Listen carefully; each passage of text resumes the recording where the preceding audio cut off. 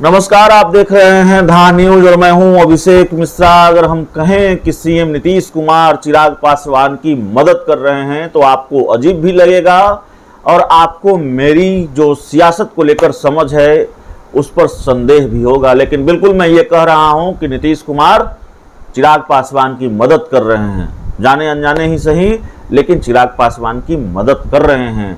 और मदद कैसे कर रहे हैं?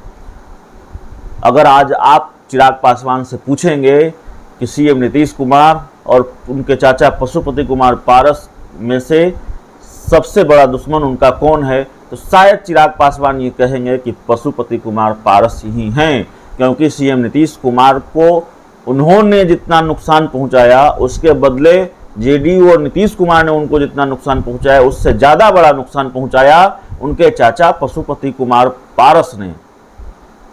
रातों रात 5 सांसदों को लेकर अलग हुए, एक गुट बनाया, संसदीय दल के नेता बन गए, फिर राष्ट्रीय अध्यक्ष बन गए और अपनी पार्टी को बचाने के लिए, संसदीय दल के नेता के पद को पाने के लिए उनको लोकसभा अध्यक्ष से मिलना पड़ता है। चिराग पासवान को चुनाव आयोग जाना पड़ता है और जरूरत पड़ी तो कोर्ट भी जाना पड़ेगा। तो लंबी लड़ाई लड़नी पड़ेगी। चिराग पासवान को बिहार में आशीर्वाद यात्रा निकालने का ऐलान करना पड़ता है। तो उनके चाचा पशुपति कुमार पारस ने चिराग पासवान की मुश्किलें बढ़ाई हैं। और अगर पशुपति कुमार पारस कमज़ोर होते हैं और अगर पशुपति कुमार पारस को उन जगहों से, पशुपति कुमार पारस के लिए वो दरवाजे बंद हो जाते हैं जिसके खुले रहने की उनको उम्मीद थी, तो जाहिर तौर पर यह चिराग पासवान की मदद ही है। जो दरवाजे चिराग पासवान पशुपति कुमार पारस के लिए बंद होते हैं वो एक तरह से मदद ही होगी चिराग पासवान के लिए। और सीएम नीतीश कुमार के दरवाजे फिलहाल पशुपति कुमार पारस के लिए बंद नजर आ रहे हैं। सीएम नीतीश कुमार ने पशुपति कुमार पारस से बिल्कुल किनारा कर लिया है। अगर पशुपति कुमार पारस को ये उम्मीद रही होगी कि इस पूरे खेल में जेडीयू की तरफ से उनको कोई मदद मिलेगी, पर्दे के पीछे का खेल क्या रहा है, मैं टूट के बाद की बात कर रहा हूं, इस खेल के बाद की बात कर रहा हूं। नीतीश कुमार ने पूरी तरह से किनारा कर लिया है। पशुपति कुमार पारस जब दिल्ली से पटना आए थे तो ये कयास थे कि वो जेडीयू के बड़े नेताओं से मुलाकात करेंगे, सीएम नीतीश कुमार से मुलाकात करेंगे। ऐसा नहीं हुआ। सीएम नीतीश कुमार से मुलाकात नहीं हुई, जेडीयू के किसी बड़े नेता से मुलाकात नहीं हुई। आज मुख्यमंत्री नीतीश कुमार भी दिल्ली में हैं और पशुपति कुमार पारस भी दिल्ली में हैं, फिर भी मुलाकात नहीं हुई। जेडीयू के एक बड़े नेता जिनके बारे में कहा गया कि वो भी इस खेल में शामिल हैं, उनसे हमारी बातचीत हुई, उनकी भी मुलाकात पशुपति कुमार पारस से नहीं हुई। तो पशुपति कुमार पारस अलग थलग पड़ते नजर आ रहे हैं। दूसरी तरफ बीजेपी भी अगर चिराग पासवान के राजनीतिक वध पर, जैसा कि चिराग पासवान कर रहे हैं, राम चुप हैं और बीजेपी चुप है, तो पशुपति कुमार पारस के साथ भी बीजेपी खड़ी नहीं दिखाई दे रही है मजबूती से। तो अलग थलग पड़ गए हैं पशुपति कुमार पारस और नीतीश कुमार। अगर पशुपति कुमार पारस के साथ खड़े नहीं दिखाई दे रहे हैं तो ये एक तरह से चिराग पासवान की मदद ही है।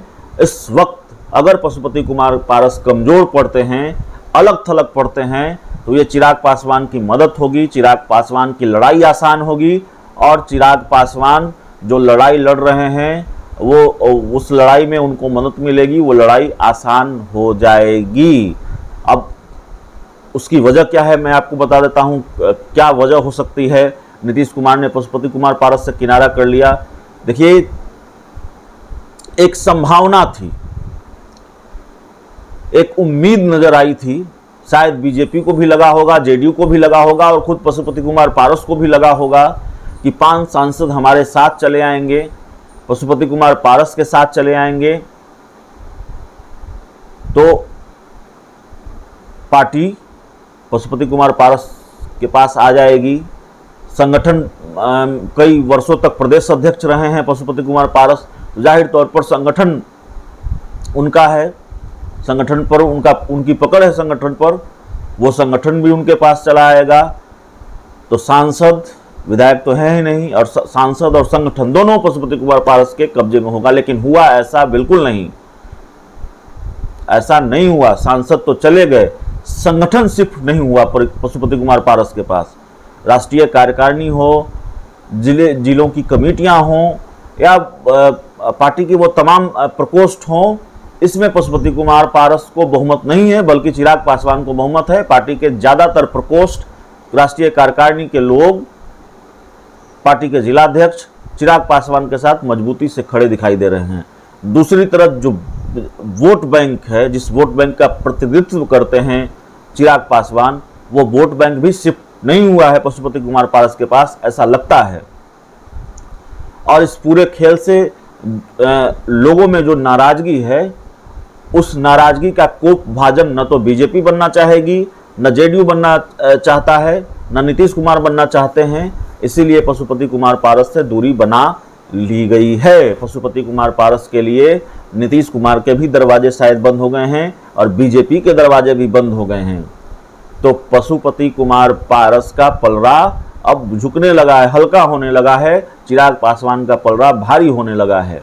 ये पूरा खेल है, और जो वजह हमने बताई है, उस वजह के अलावा शायद कोई और वजह होगी।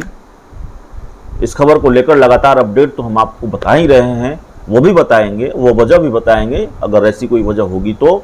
लेकिन हमने अगर कहा कि नीतीश कुमार चिराग पासवान की मदद कर रहे हैं, तो हमने इस पूरी रिपोर्ट के जरिए बताने की कोशिश की है कि कैसे मदद कर रहे हैं।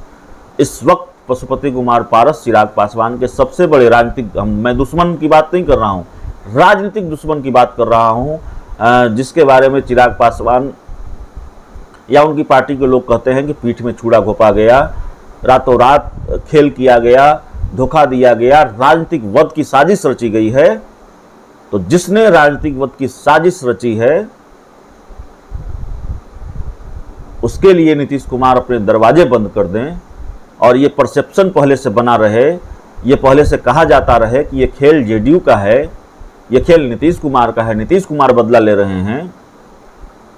और वही नीतीश कुमार मिले तक नहीं पशुपति कुमार पारस से, उनके लिए अपनी पार्टी, अपने घर का दरवाजा बंद कर लें। तो मतलब यही है कि जाने अनजाने चिराग पासवान की मदद ही हो रही है। तो इस पूरी खबर में इतना ही, इस पूरी रिपोर्ट में इतना ही। बहुत बहुत धन्यवाद।